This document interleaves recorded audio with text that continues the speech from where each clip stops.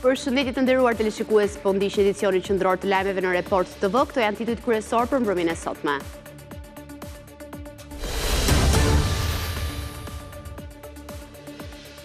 Shkërmoqja e sistemit politik dhe rithemelimi i vendit me short është plani i Dritan Goxhait, i cili mbrëm lexoi në emër të organizatorëve kërkesat e protestuesve drejtuar qeverisë. Sipas tij, për një vit Shqipëria duhet të drejtohet nga një asamble me 101 antar, e përzgjedhur me short nga populli dhe nga një qeveri pa pushtet real, me detyrën për të rithemeluar kushtetutën dhe institucionet. Rama zbuloi një dokument sipas të cilit Goxhai nuk ka luftuar kurrë për UÇK-n.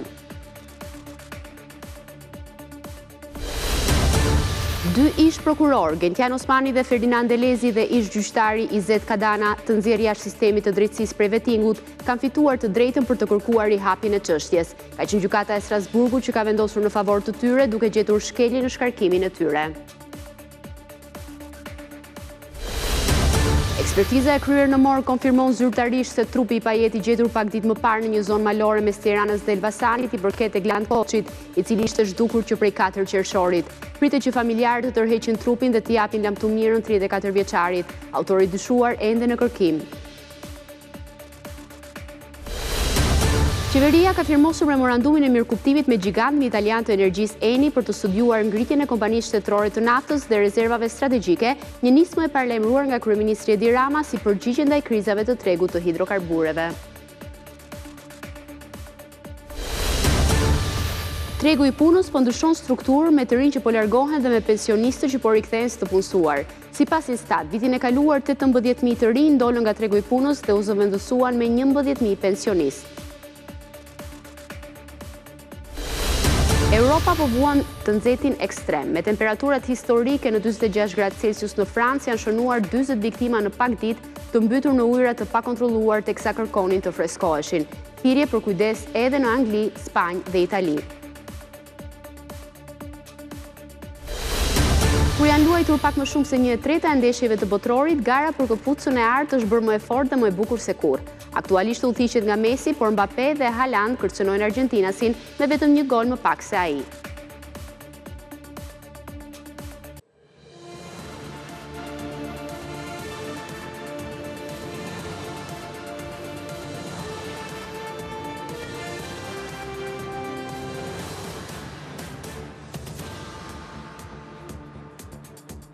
Ka vetëm një orë nga kur ka nisur protesta antiqeveritare kundër klasës së vjetër politike, kundër Zvërnecit, një protestë me shumë kërkesa tani më, e cila po mbahet në kryeqytet në ditën e 24 të sajt. Ne do të kemi një komunikim të drejtë për drejtë kolegun Isam Zyra, i cili do të na jap më shumë informacione nga terreni se si po zhvillohet kjo protestë aktualisht. Isa, përshëndetje.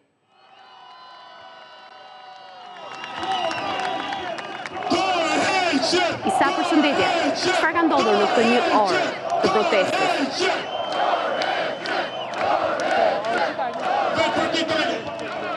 Dhe në fund për t'i treguar Edi Rama se ne nuk jemi si ai.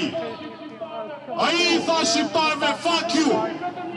Ne kemi vetëm një përgjigje për të. Rama jepe dorëheqjen. Rama jepe dorëheqjen. Rama jepe dorëheqjen.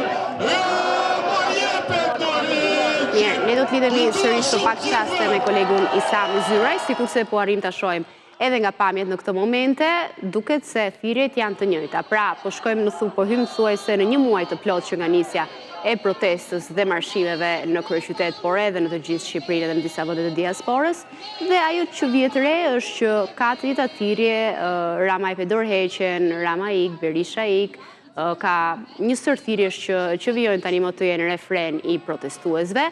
Ndërkohë, edhe në këtë ditë 24, protesta ka nisur në orën 19, sikurse ka një javë që po zhvillohet tani më, po mbahen fjalime, ndërsa kujtojmë që ditën e djeshme kanë dalë me një sër kërkesash të paraqitura në emër të Dritan Goxhai, I cili është shprehur se flet në emër të organizatorëve. Po ashtu mbrëm, ashtu sikurse prej disa netësh tani më, që nga e shtuna, disa qytetarë ka vendosur të kalojnë natën përpara kryeministrisë. Kujtojmë që në protestën mbarkombëtare, sikurse u njoftua ditën e shtunë, protestuesit kërkuan dorëheqjen e kryeministrit Rama deri më datën 21 qershor, ku mbanin edhe një pankartë e cila kërkonte që kjo dorëheqje të jepi në një mënyrë paqësore, sepse në rast të kundërt, nëse nuk do të ishte në mënyrë paqësore, atëherë paralajmëronin që do të agravonte situata. Ndërkohë, tani më duket se ka një listë kërkesash që janë më të qarta, si dorëheqja e panegociueshme e kryeministrit Rama, krijimi i qeverie teknike dhe tranzitore jo partijake për 12 muaj, ndryshime kushtetuese, ndryshimi i kodit zgjedhor, janë vetëm disa nga kërkesat që kanë paraqitur ditën e djeshme protestuesit, ose më saktë aktivistit Dritan Goxha në emër të protestuesve.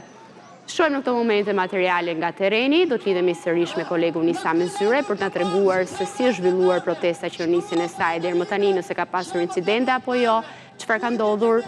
Isa, përshëndetje sërish. Shkruar historia me gjakun e shqiptarëve. Të mbrëmës dhe u të prajtëri që të një kërështuar. Minjohje dhe njerim, minjohje dhe njerim.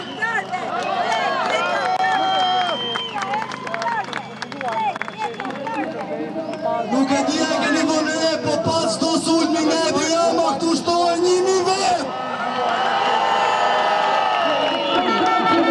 Edhe të sheqë ndodhë për shumë, Rama jepe të reqë.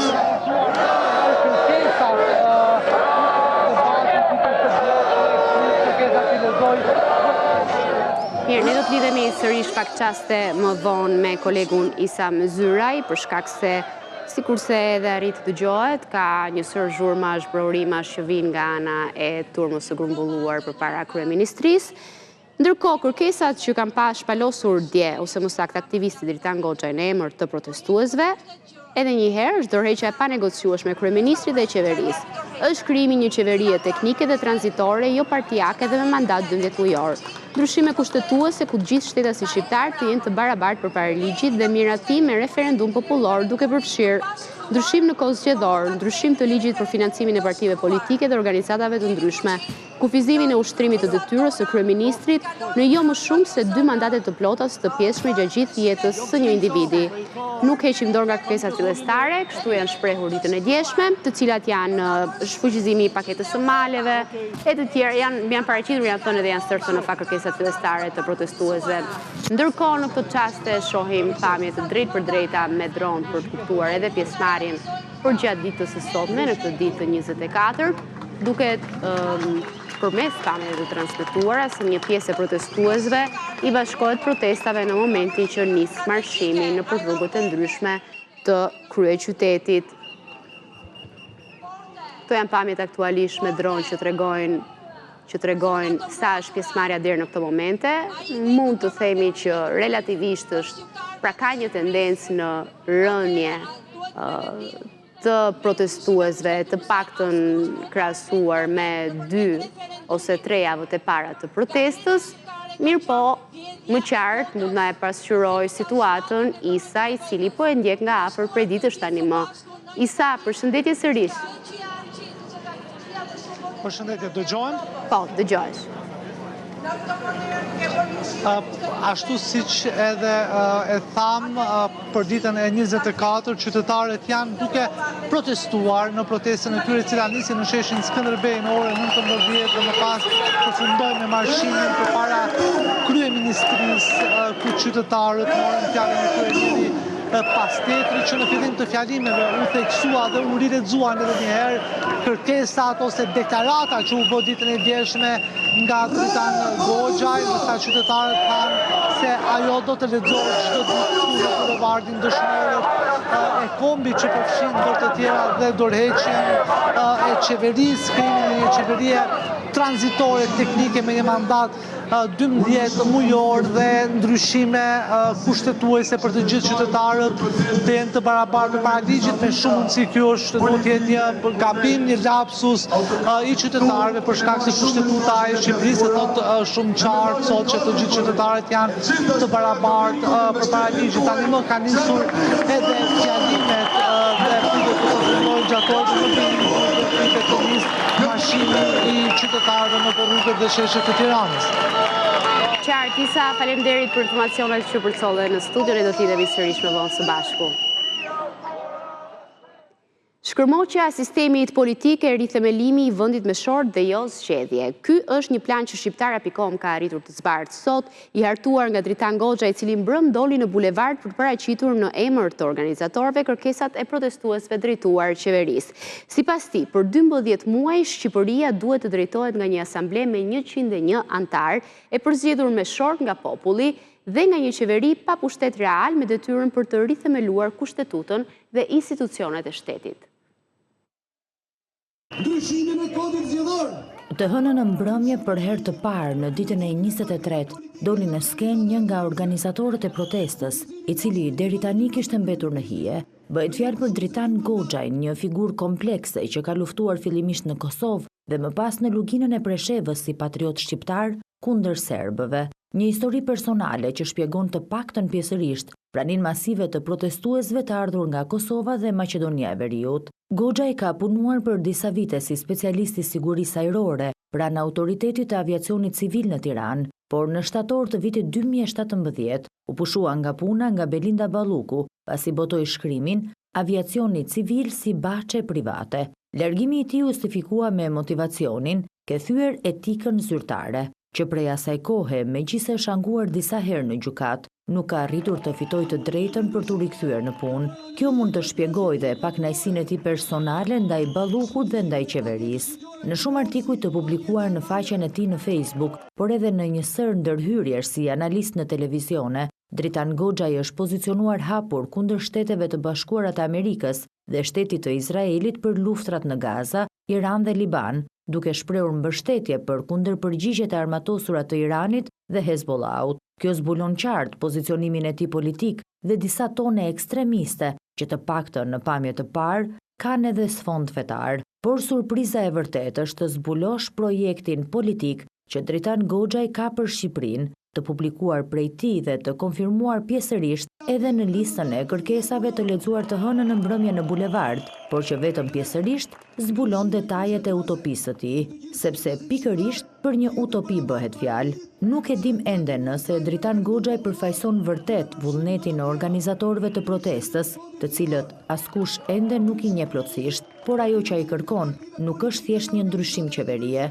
Përmes planit që ai e ka publikuar në Facebookun e tij më 14 qershor, 2 javë pasi kishin nisur protestat, Goxhaj synon një çmontim të sistemit aktual dhe një rindërtim të plot të shtetit, sipas modelit të Athinës së lashtë, e cila përdorte shortin popullor për përzgjedhjen e qeveritarëve. Shqiptarja.com ka zbardhur sot këtë plan të Dritan Goxhajt, i cili shpjegon pse ai nuk ka ndërmend të negociojë me Edi Ramën dhe pse nuk dëshiron të themelojë asnjë parti politike, thjesht sepse dëshiron të shkatërrojë sistemin ekzistues dhe të krijojë një tjetër, ndoshta ideal në teori, por krejtësisht të paralizueshëm në praktik dhe juridikisht të pamundur. Hapi i parë i planit të Goxhajt është propozimi i emrave për një asamble kombëtare tranzicioni. Sipas tij, çdo qytetar propozon emra njerëzish që nuk kanë qenë pjesë e sistemit 36 vjeçar, të mos kenë qenë kryetar partish e kryetar degësh partie, të mos kenë mbajtur detyra të larta në institucionet e qeverisjes qendrore dhe vendore. Më pas vjen hapi i dytë i Goxhajt, një short dhe jo zgjedhje. Nga lista e propozimeve të qytetarëve, zgjidhen nga shorti 101 persona në asamblen kombëtare. Zgjedhjet sipas propozuesit Dritan Goxhaj nuk janë të mira, pasi krijojnë fushat. Fushata krijon para, paraja krijon lidhje, lidhja krijon korrupsion, ndërsa shorti është i mirë sepse nuk krijon lider. Asambleja ka mandat 12 muaj, më pas shpërndahet. Asnjë i shortuar nuk mund të qëndrojë më shumë se 1 vit në asamble.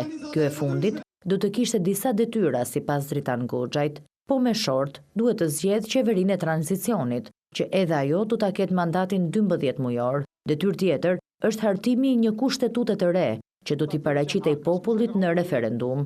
Nëse kushtetuta miratohet, atëherë asambleja do të organizonte zgjedhjet e para të lira dhe pastaj shpërndahet. Në zgjedhje nuk lejohen antarët e qeverisë së tranzicionit, e cila për një vit nuk do të kishte kompetenca për të nënshkruar tender. Vetëm kështu thyet e shkërmoqet sistemi, thot Dritan Goxhaj. Kryeministri Rama ka publikuar mëngjesin e sotëm një dokument nga lufta e Kosovës të vitit 1999, ku thuhet se Dritan Goxhaj ka refuzuar të luftojë në terren, ndryshe nga siç ai pretendon. Rama i quan gjysmë taliban e gjysmë mitoman Goxhaj, ndërsa përdorimi në UÇK-s në protestë ka ndënuar edhe kryeparlamentari Peleshi e ministri Nufi. Edhe veteranët e UÇK-s dënuan instrumentalizimin e simboleve të luftës së Kosovës. Një dokument i publikuar nga kryeministri Rama, të cilin thotë se ja ka dërguar një ndjekës që ka humbur familje në luftën e Kosovës, zbulon një detaj shumë të rëndë për Dritan Goxhajn, që të hënën u shfaq në protest dhe artikuloi kërkesat në drejtim të qeverisë. Goxhaj gjatë gjithë kësaj kohe ka pretenduar se ka qenë luftëtar i UÇK-s në Kosovë dhe Preshev, por në fakt, në dokumentin e firmosur nga një prej ish drejtuesve të UÇK-s, Xheladin Gashi, i njohur si komandant Plaku, thuhet se Dritan Goxhaj kishte refuzuar të luftonte. Në dokumentin e UÇK-s tregohet se si më 14 prill 1999 në qendrën stërvitore të UÇK-s në Elshan, mbërritën si vullnetar 4 oficer të ushtrisë shqiptare: Arqile Mandro, Ermir Begaj, Driton Qyrmishaj dhe Agim Sallaku. Të 4 oficerët ishin transportuar aty nga Dritan Goxhaj, ndërsa sipas dëshmive të zbardhura në dokument, Goxhaj i pyetur nga oficerët nëse do të qëndronte për të luftuar për çlirimin e Kosovës, është përgjigjur: "Nuk më ka marrë koka erë si i mat të vi në luftën e Kosovës." Krahas dokumentit, Rama kujton edhe një herë rolin e Iranit në protesta, që sipas tij shumë shpejt do dalë në shesh. Trima, jo për një manipulator gjysëm taliban e gjysëm mitoman, po për krejt botën sikur të ma falin, nuk e hedh një pik balte unë mbi flamurin e UÇK-s, dhe kush bën shaka me ndërhyrjen agresive të Iranit në këtë protest, do ndihet shumë i turpëruar kur e vërteta të dalë në shesh, pasi e tërë kjo mjegull histerie digjitale të shpërndahet. Postimi i këtij dokumenti vjen pasi Dritan Goxhaj u shfaq dje në protest dhe artikuloi kërkesat kundrejt Ramës, duke nisur nga dorëheqja e tij, krijimi një qeverie teknike dhe kufizimi deri në 2 mandate për kryeministrin. Përdorimi i luftës së Kosovës në protest u dënua ashpër edhe nga kryeparlamentari Peleshi dhe ministri i mbrojtjes Ermal Nufi, ndërkohë që kryetari i organizatës së veteranëve të UÇK-s Hysni Gucati shkroi se OVL shpreh publikisht shqetësimin e saj për përpjekjet e vazhdueshme për manipulim politik dhe instrumentalizim të simboleve të UÇK-s në protestën disa ditore në Tiranë. Një nga organizatorët e protestës 24 ditore në shesh, Luciana Kokaj, sqaron për Report TV se ishte në kërkesat, se lista me kërkesat e lexuara nga Dritan Goxhaj janë të grupit koordinator të protestës dhe të koordinuara dhe të artikuluara në shesh nga qytetarët. Ajo tha se Goxhaj nuk është pjesë e grupit koordinues dhe i kërkuan vetëm të lexonte kërkesat. Kokaj tha se grupi koordinator përbëhet nga më shumë se 40 vetë dhe se ende nuk kanë një lider. Pika që ka lexuar zoti Goxhaj dje kanë qenë pika kërkesa që janë artikuluar nga qytetarët ditë pas dite, her pas herë në shesh, dhe ne thjesht kemi bërë një përmbledhje të atyre pikave dhe duke qenë që Dritani nuk është pjesë e grupit koordinues, i kemi kërkuar që thjesht të lexonte ato kërkesa në emër të grupit koordinues. Ato janë disa kërkesa që janë minimumi i atyre që kërkohen në shesh, patjetër aty është artikuluar çdo ditë që dorëheqja e kryeministit është kusht i panegociueshëm. Është artikuluar shumë herë dhe një kërkesë për një qeveri teknike, janë kërkuar dhe ndryshimet kushtetuese dhe anullimet e ligjeve për cilat kanë qenë piknisja e kësaj proteste. Janë të gjitha pika që janë artikuluar her pas here nga qytetarë të ndryshëm, si nga ata që kanë marrë mikrofonin, si me ata që ne flasim çdo ditë në shesh dhe jemi gjatë gjithë kohës të gjithë bashku. Por nuk kanë qenë kërkesat e Dritanit, ai ka folë në protest si qytetar i lirë, si qytetar shqiptar, siç kanë folë me qindra mijëra shqiptar. Nuk ka një lider mes jush i cili orienton disi zhvillimin e mëpasshëm apo jo? Pra, për shembull përcaktimi i zotit Goxhaj, ishte një propozim nga kush? Ishte një propozim nga gjithë grupi. Është një numër fleksibël, është rreth 40 vetave që mund të jenë një ditë më shumë, një ditë më pak, që mundohemi që të kujdesemi për mbarvajtjen e kësaj gjës. Pika do jenë ato, patjetër që mund të përpunohen, ne normalisht që do konsultohen edhe me ekspertat fushave, do ketë takime me ekspertët të cilët do japin ndoshta një drejtim më specifike dhe më teknik të gjitha kërkesave që janë paraqitur në shesh këtë ditë. Sali Berisha thotë se mbështet kërkesat e deklaruara zyrtarisht nga protestuesit një ditë më parë dhe thotë se PD-ja është angazhuar totalisht vetëm te protesta. Ai kërkon parlamentit të ndërpresë çdo aktivitet tjetër për fshirë integrimin dhe të merret vetëm me trajtimin e kërkesave që dalin nga protesta, edhe pse në thelb kërkohet shkrirja e të gjithë sistemit aktual politik. Tërheqjen e panegociueshme të kryeministrit dhe të qeverisë. Krijimin e një qeverie teknike tranzitore, jo partijake, me mandat 12 mujor. Këto kërkesa ende nuk e ka një përgjigje nga qeveria, por Partia Demokratike nxitoi të rreshtohet pro tyre. Kreu i PD Sali Berisha tha se opozita bie dakord me idenë e një qeverie tranzitore apolitike. Mbështetja ndaj tyre përbën një nga motivet më themelore të angazhimit ton total, jo me simbolet dhe sloganet tona, por si antarësi dhe mbështetës të Partisë Demokratike bazuar në fibrën qytetare. Diasporës i kërkon të vijojë të bëhet pjesë e protestës kundër kryeministrit Edi Rama me shpresën e largimit të këtij të fundit. Edi Rama duhet largohet 1 minutë më parë, edhe prapa diellit të shkojë. Shkon si një hajdut i pashoq, i kombit ti. Ndërsa parlamentit, edhe pse mes një agende të ngjeshur të ligjeve për integrimin, i kërkon të ndërpresë çdo aktivitet dhe të marrë në shqyrtim vetëm kërkesat e protestuesve. Insistojmë që parlamenti të ndërpresë çdo lloj aktiviteti tjetër dhe të merret me trajtimin e kërkesave të drejta të protestuesve,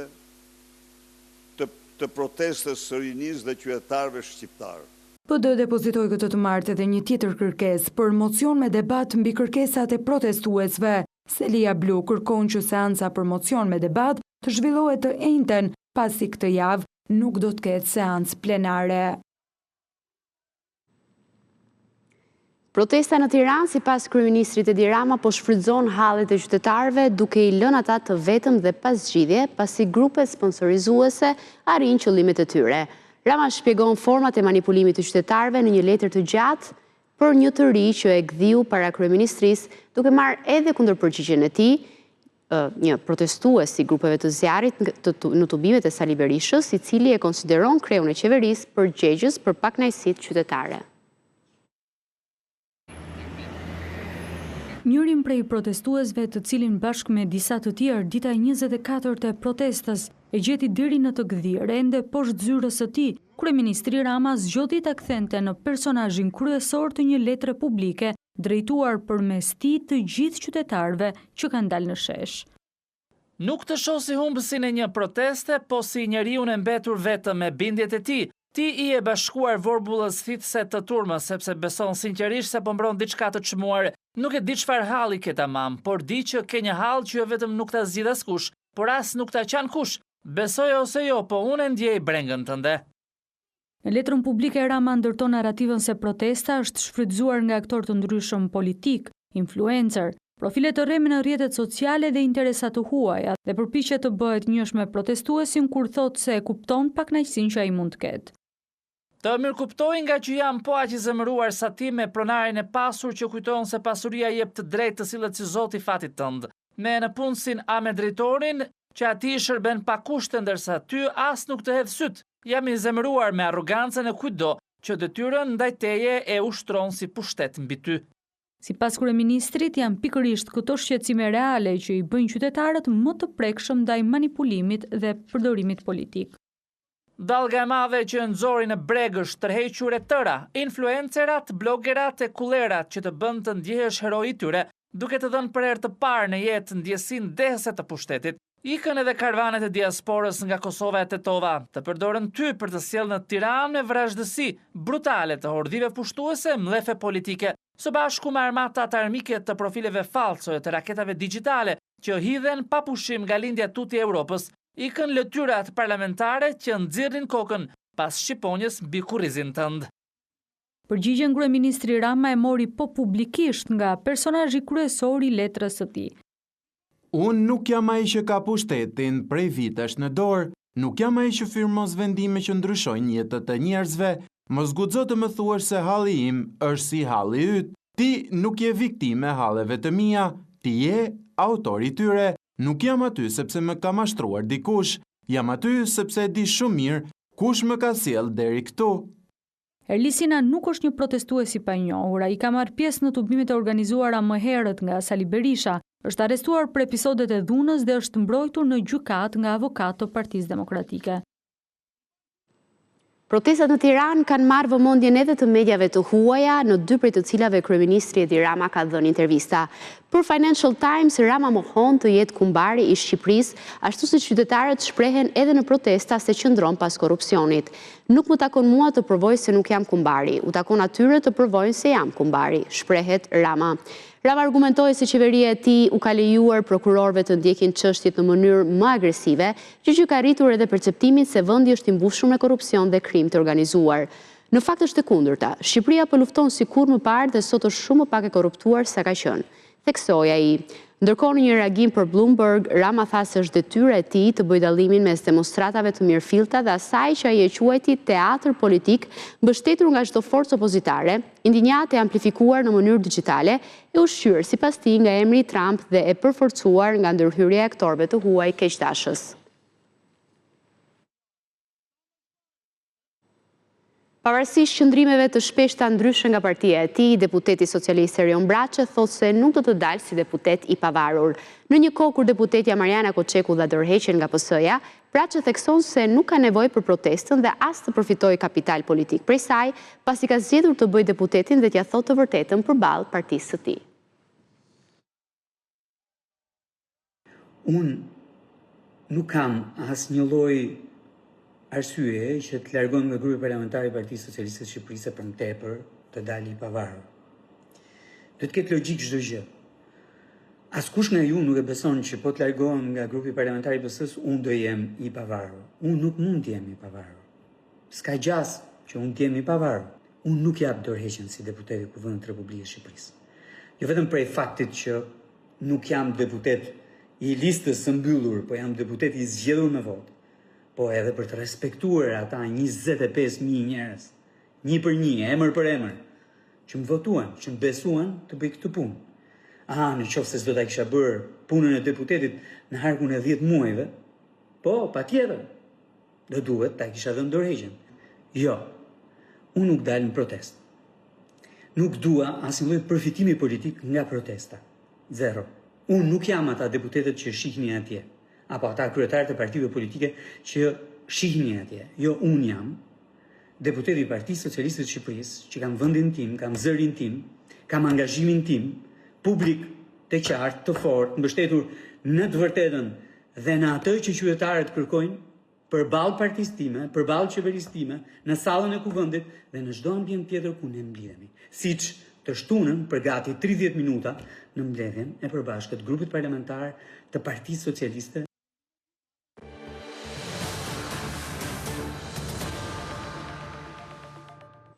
Dy ish prokuror, Gentian Osmani dhe Ferdinand Elezi dhe një ish gjyqtar, Izet Kadana, të nxjerrë jashtë sistemit të drejtësisë gjatë procesit të vettingut me vendim të kolegjit të posaçëm të apelimit, kanë fituar të drejtën për të kërkuar rihapjen e çështjes. Shkarkimi i tyre është konsideruar në shkelje të neneve të Konventës Evropiane të drejtave të njeriut nga gjykata e Strasburgut, e cila publikoi sot vendimet për të treja rastet. Ish prokurori i krimeve të rënda dhe antari i Këshillit Lart të Prokurorisë Gentian Osmani u shkarkua më 31 korrik të vitit 2019 nga kolegji i posaçëm i ankimit, pasi rezultoi se nuk justifikonte dot shpenzimet dhe kursimet e tij përgjatë 2 viteve. Ngjashëm dhe ish drejtuesi i prokurorisë së Durrësit Ferdinand Elezi u shkarkua, po nga KPA për mosdeklarimin e një pasurie të shitur dhe mos justifikimin e një diference në shpenzimet e tij dhe të familjes. Për të dy, Gjykata Europiane e të Drejtave të Njeriut konsideroi se shkarkimi nuk ishte në përpjestim me qëllimet legjitime të ndjekura, e përpasoi në shkelje të nenitet të konventës, e cila parashikon se kushdo ka të drejtë për respektimin e jetës së tij private dhe familjare, shtëpisë dhe korrespondencës së tij. Madje në rastin e Osmanit, vinte në dukje se për të njëjtën situatë bashkëshortja e tij e kishte kaluar vettingun. Ish-kryetari i gjykatës së Pukës, Izet Kadana, ishte shkarkuar në 22 janar të vitit 2020, pasi sipas KPA-s kishte cënuar besimin e publikut në sistemin e drejtësisë me ndërhyrjen e tij për punësimin e bashkëshortes, si dhe komunikimet me vëllain dhe nipin e akuzuar për pjesëmarrje në krim të organizuar. Por në përballje në Strasburg në favor të tij është shfaqur edhe një herë prania në trupën gjykuese të Luan Daçit, ish antari i Kolegjit të Posaçëm, i shkarkuar pasi u dënua nga gjykata e posaçme me akuzën e falsifikimit të dokumenteve për të fituar postin e antarit të KPA-s. Kadana ishte ankuar për shkeljetën e 1/6 të Konventës Evropiane të Drejtave të Njerëzit, e cila parashikon të drejtën për një gjykim të drejtë nga një gjykatë e pavarur dhe e paanshme e krijuar me ligj. Prania e Luan Daçit në trupën vendimarrëse të KPA-s ishte konsideruar si shkak për rihapjen e çështjes dhe për ish gjyqtarin Besnik Cani, i cili zgjoti të mos e ushtronte këtë të drejtë. Në maj të këtij viti, edhe ish gjyqtari i apelit Ervin Metalla doli fitues në përballje në Strasburg. Deri më tani e vetmja që ka ushtruar të drejtën për të rihapur çështjen është ish prokuroria Antoneta Sevdari, e cila është rikthyer në sistem. Aktualisht Kolegji i Posaçëm i apelimit ka pushuar se ekzistuari dhe funksionet e tij do t'i kryejë gjykata kushtetuese, e cila do duhet të rihap çështjet. Nëse dy ish prokurorët Osmani dhe Elezi, si dhe ish gjyqtari Kadana, do ta kërkojnë këtë në bazë të vendimit të sotëm të Gjykatës Evropiane të Drejtave të Njerëzit. Kryebashkiaku i Tiranës, Erion Velia, jas në këtë seans nuk ishte i pranishëm në gjyq pasi refuzoi të qëndrojë në kafazin e qelçt. Në seancën e parashikuar për këtë të martë nuk u paraqit as avokati i tij, Plarent Ndreca, i cili kishte dorëzuar një raport mjekësor për 2 ditë dhe i kërkonte GKK-s që të shtynte seancën. Megjithatë, gjykata nuk e mori parasysh raportin dhe vendosi të pezullojë për të disatën herë radhazi afatet e paraburgimit për Veliajn me kërkesë të prokurorit të SPAK Olz Dado. Seanca e radhës për gjyqin në themel të çështjes Veliaj do të mbahet me 7 korrik.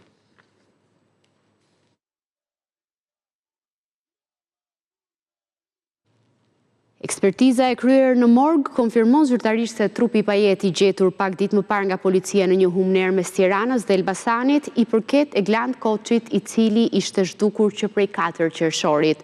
Autori dyshuar, miku i tij, Armand Shakaj, fijon të jetë ende në kërkim.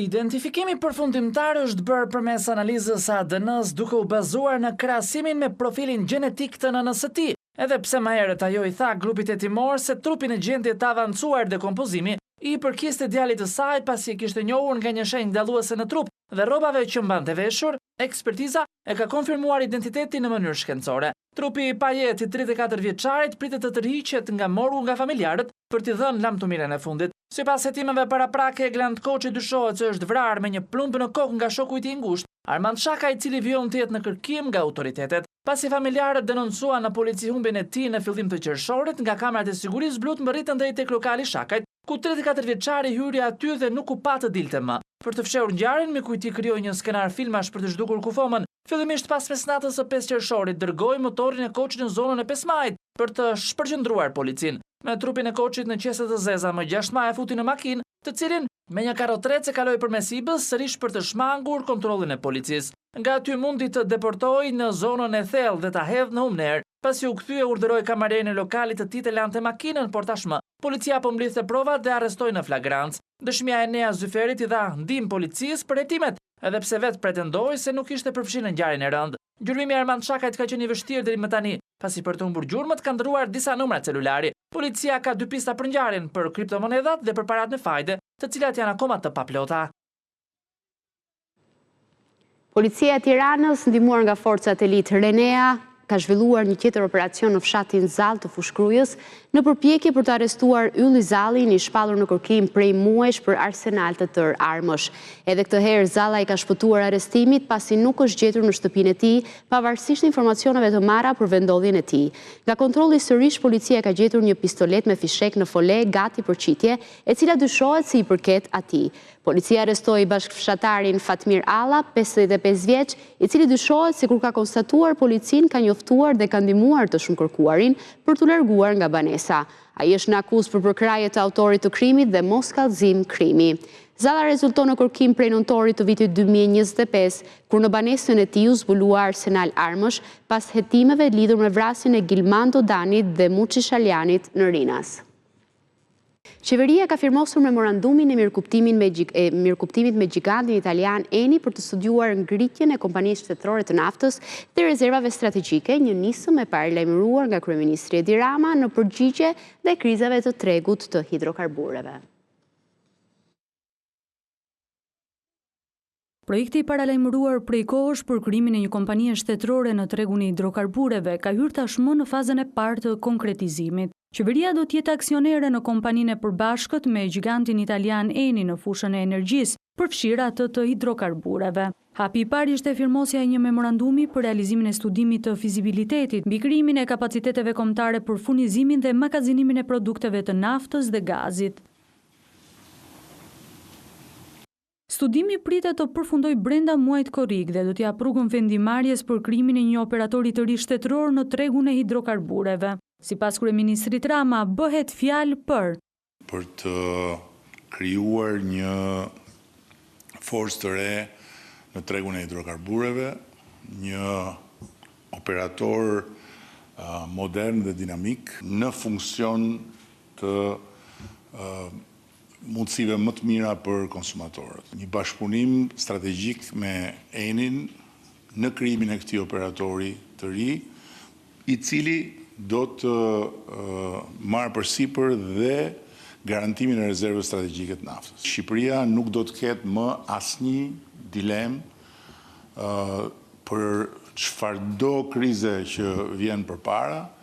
Ndërsa Ministri i Ekonomisë Delina Ibrahima i tha se me këtë bashkëpunim Shqipëria do të pozicionohet si një treg jo vetëm konsumator, por edhe si një qendër rajonale për magazinimin, logjistikën dhe tregtimin, duke gjeneruar efekte pozitive në shumë sektorë të ekonomisë, po pa diskutim të përqendruar në sektorin e transportit, në porte apo edhe për efektet që kjo marrëveshje apo kjo kompani do t'i japi në punësim. Sipas Ministrit të Energjisë dhe Infrastrukturës Enea Karakaçit, për rezervat strategjike të naftës, përgjegjës duhet të jetë shteti. Siguria energjetike nuk mund të mbështetet vetëm tek mekanizmat e tregut. Ajo është një përgjegjësi strategjike e shtetit. Ndërsa drejtori ekzekutiv i kompanisë Eni foli për një projekt inovator duke garantuar përfundimin e studimit të fizibilitetit dhe planit të biznesit sa më parë në mënyrë që t'japet rrugë krijimit të kompanisë shtetërore. Tregu i punës po ndryshon strukturë. Të rinjt po largohen ndërsa pensionistët po rikthehen si të punësuar. Në Shqipëri, sipas Instat, në fund të vitit 2025 ishin 1.1 milion të punësuar në rënje, krahasuar me 2024, për shkak se 18.000 të rinj dolën nga tregu i punës dhe u zëvendësuan me 11.000 pensionistë. Të rinjt po largohen nga tregu i punës dhe pensionistët po mbushin boshllëkun e tyre. Vendit po i mungojnë gjithnjë më shumë punonjësit e grup moshës 15-29 vjeç, e nga ana tjetër, plus 65 vjeç, por rikthehet fort në treg, ndikuar edhe prej nivelit të ulët të pensioneve.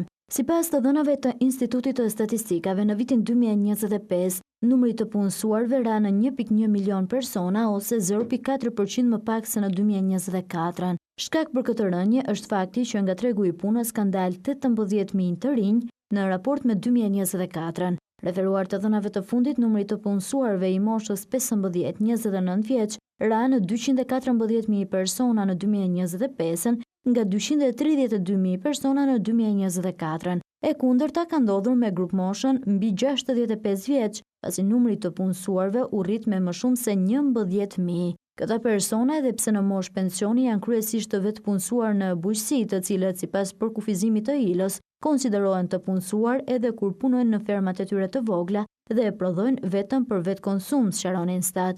Ekspertët e lidhin këtë prirje të rikthimit të moshës së tretë në punë me disa faktorë, nga emigrimi i të rinjve deri tek nevoja ekonomike që i shtyn pensionistët të qëndrojnë aktiv edhe pas moshës së pensionit. Sektorit që mbajnë peshën më të madhe në punësim mbeten ai i shërbimeve me 46.9%, ndjekur më pas nga bujqësia me 33.8% të totalit të punësuarve. Nga ana tjetër, bizneset po përballen gjithnjë më shumë me mungesë të fuqisë punëtore, pavarësisht se 107.000 persona rezultojnë të papunë, sidomos ata me arsim 8 ose 9 vjeçar dhe ato me arsim të mesëm. Ndërkohë në 2025, thotë Instat, është ulur punësimi informal me 2.9% krahasuar me 2024, pavarësisht se rezulton se 21.8% të punësuarve në vend punojnë në informalitet.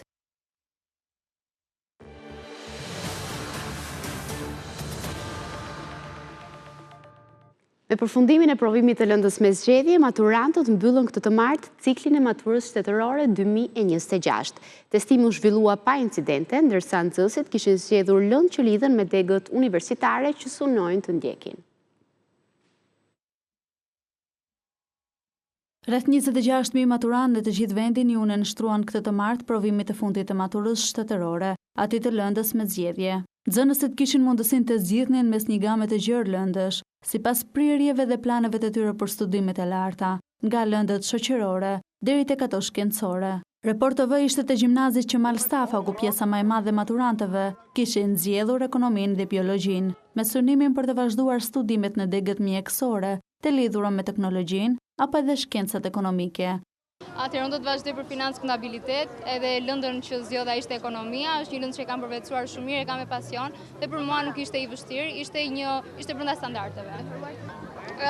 Ishte i nivelit mesatar, unë mendoj si kam përgjitha, shohim tani rezultate. Çfarë kishe zgjedhur ti? Ekonomi. Çfarë synon të zgjedhësh? Mendoj të vazhdoj për jari. Unë pata biologjin për test me zgjedhje, mund të themi që ishte niveli mesatar. Unë kisha zgjedhur provimin e biologjisë, ishte provim, le të themi, i ngarkuar. Inxhinieri elektrike, ose nëse kam shansin të futem për mjeksi, bioteknologji. Ndryshe nga vitet e mëparshme, ku variantet e tezave qarkullonin me shpejtësi në rrjetet sociale, këtë vit procesi është zhvilluar pa këto incidente. Ishin goxha të mira dhe administratorët, do të thënë ishte qetësi totale, secili fokusuar në atë testin e vet. Kontrolli ishte i fortë, i rrept, nuk ishte shanse për kopim, nuk na lind as lëviznin i kështu.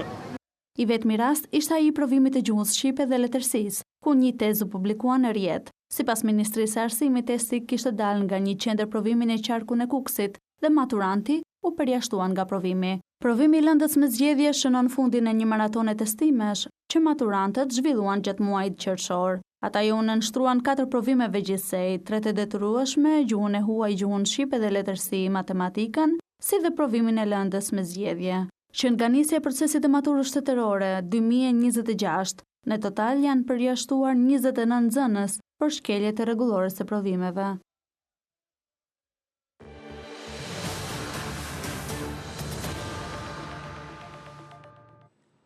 Europa po vuan të nxehtin ekstrem i cili në Francë dhe në Britani po shënon rekorde temperaturash. Franca ka shpallur alarmin në thuajse gjysmën e vendit, ku këtë të martë regjistroi natën më të nxehtë ndonjëherë që prej nisjes së matjeve. Në Angli e Wales, parashikimet flasin për temperatura që të arrijnë deri në 40 gradë brenda ditës së mërkurë. Europa po piqet nga vapa, një rrymë temperaturash të larta që ka përfshirë gjeografikisht shtetet e Evropës së Veriut, Qendrës dhe Perëndimit në formën e shkronjës greke omega. Franca, një nga vendet e goditura më fort nga vala e të nxehtit, ka regjistruar deri të hënën një bilanc me të paktën 18 të vdekur, mes tyre 2 fëmijë që u gjetën pa jetë brenda një automjeti në Carpentras në juglindje të Francës. Parashikuesi francez i motit Meteo France zgjati paralajmërimet për moto ekstrem deri këtë të martë, duke rritur numrin e departamenteve të vendit që janë në nivelin më të lartë të vigjilencës nga 49 në 54, me 101 të tilla në total. Mira institucionet e edukimit në Francë u mbyllën ose ndryshuan oraret. Temperaturat në Bordeaux në jug perëndim të Francës parashikohet të kalonin 42 gradë Celsius, ndërsa në Paris pritet të arrinin 38 sipas Meteo France. Franca përjetoi natën më të nxehtë nga e hëna në të martë, që nga fillimi i matjeve në vitin 1947, tha Agjencia Kombëtare Meteorologjike. Indikatori kombëtar i temperaturës, një mesatare e matjeve nga 30 stacione në Francë,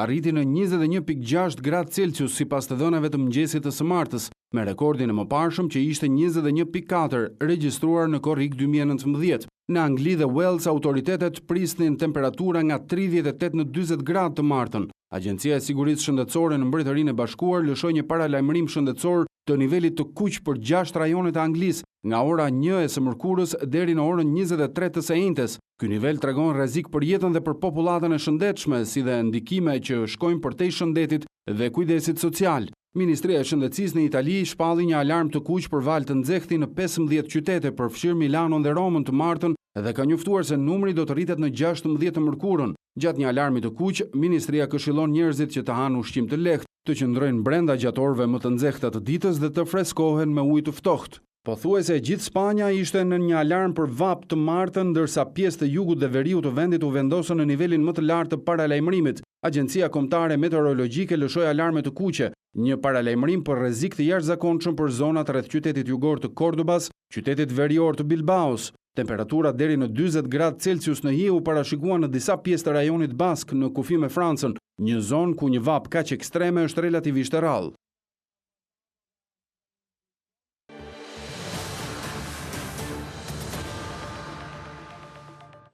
Ambra Alimeta, 13 vjeçe, nxënëse e shkollës nëntëvjeçare Abdyl Paralloi, promovoi librin e saj të dytë, Hapa drejt skenës, në një aktivitet të zhvilluar në Elbasan. Libri përmbledh një novelë dhe poezi me tematika të ndryshme. Jam sot tu para jush për të përcjellë zërin mbas edisit të ndrojtur të bashkëmoshatarëve të mi, si dhe për të ndarë me ju një pjesë të vizionit dhe horizontit tim. E njohur për fjalimin e saj mbreslënës në kuvendin e Shqipërisë, i cili të roqi vëmendjen e opinionit publik në mbar vendin, Ambra Alimeta vjen tashmë para lexuesve me librin e saj të dytë. Ndonse vetëm 13 vjeç, nxënësja e shkollës nëntëvjeçare Abdyl Paralloi në Elbasan promovoi librin e saj të dytë, Hapat drejt skenës. Libri përmbledh një novelë dhe poezi me tematika të ndryshme. Përmes novelës, Ambra sjell përjetime personale të rrëfyera në vetën e tretë, ndërsa poezit prekin tema si familja, dashuria për gjyshen dhe jeta. Është përtiti sepse unë kam përshkruar edhe një novelë që unë aty flas më së shumti për ato hapat që vetë personazhi bën duke hyrë në skenë, sepse aty çdo moment, çdo ndjesi që ai ka, sheshohet dhe mendja është vetëm tek skena. Skena bëhet njësh me të dhe çdo përjetim ja vlen. Mësuesi i saj, Kleviz Balliu, i cili evidentoi herët talentin e Ambrës, shprehu bindjen se rrugtimi i saj në letërsi sapo ka nisur. Ne shpresojmë shumë që Ambra të eci përpara dhe me mbështetjen aq sa kemi ne mundësi, e realizuam librin për Ambrën e themi që kemi arritur diçka shumë të bukur. Promovimi i librit u zhvillua në një atmosferë të ngrohtë mes familjarëve, miqve dhe mbështetësve, ku nuk munguan autografët, përqafimet edhe mesazhet inkurajuese. Në Galerinë e Arteve Digjitale në Korçë është çelur ekspozita fotografike Shqipëria 1921 me fotografi të antropologut dhe akademikut të njohur zviceran Eugene Pitard. Ekspozita sjell për publiku një koleksion të rrallë që dokumenton jetën e shqiptarëve një shekull më parë. Pas udhëtimit në 5 qytete të vendit, Korça është stacioni i fundit i ekspozitës Shqipëria 1921 me fotografi të rralla të Eugene Pitard, antropolog dhe akademik i njohur zviceran. Kuratori Elton Koritari theksoi se veçantia e veprës së Pitard qëndron në mënyrën autentike të dokumentimit të realitetit shqiptar. Dhe përtej se është një vit shumë i vështirë, teknologjia e kohës ishte e vështirë dhe ne e dim shumë mirë që kryesisht fotot që kemi të atyre vite janë foto në studio, ndërsa këtu sjellim jetën reale të vërtetë të shqiptarëve të atij viti. Ai nënvizoi lidhjen e veçantë që Pitard dhe bashkëshortja e tij, shkrimtarja Helen Pitard, e njohur me pseudonimin Novel Roger, kishin me Korçën. E ka shkuar shumë bukur, thot në Korçë më pritën duke folur frëngjisht, duke kënduar frëngjisht dhe më pritën me lule. E pranishme në ceremoni, ambasadoria zvicerane, Ruth Huber, foli për marrëdhënien e dieshme dhe të sotme mes dy vendeve. Ka shumë gjëra që lidhin sot këto dy shtete, në projektet e ndryshme që Zvicra ka me Shqipërinë, në fushat të ndryshme duke nisur nga sektori i energjisë, sektori i shëndetit, shërbimet sociale, aftësitë profesionale, zhvillimi i fuqisë punëtore dhe rritja e qeverisë ku ne mbështesim çdo ministër të këtij shteti. Ekspozita Shqipëria 1921 do të qëndrojë e hapur për disa ditë, ndërsa në sheshin para galerisë, vizitorët në Korçë mund të përjetojnë Shqipërinë e shekullit 20 përmes instalacioneve, videoprojeksioneve dhe animacioneve. Kemi mbërritur në fund të këtij edicioni informativ. Faleminderit për vëmendjen. Bashkë mirupafshim.